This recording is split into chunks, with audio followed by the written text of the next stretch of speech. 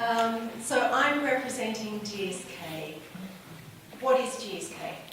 We are a company of 100,000 people who are very committed to something quite simple, helping people to feel better, do more and live longer, and doing that through science. We are actually a company that has been around for 300 years, and over the 300 years we've learned a few things.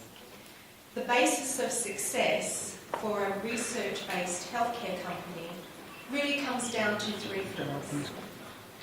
A focus on innovation, coming up with needed medicines, vaccines and consumer healthcare interventions.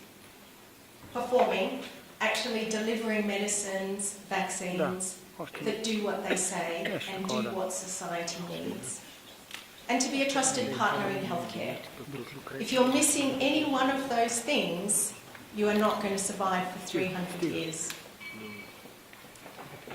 I'm going to start with a really big picture of innovation, and I'm going to look at it through the lens of global health.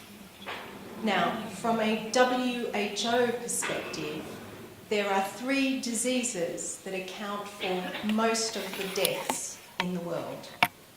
They are malaria, HIV and tuberculosis. Now I'm going to come back to HIV because GSK has decided to form a very separate company to tackle HIV moving forward, and I'll share with you some of our more recent results in a moment. But I'd like to start with what I'd like to start with is malaria. Not a disease that impacts us here in Bulgaria, but one we can still learn from. In 2016, Forbes recognised GSK for being the driving force behind the world's first malaria vaccine. Now that was a commitment that we made and continue to make. We have been working in malaria for over 30 years.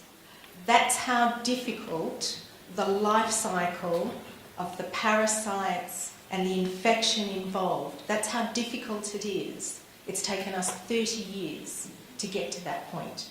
And the work goes on. The work goes on in partnership with the WHO and funding partners like the Global Fund and also the Gates Foundation.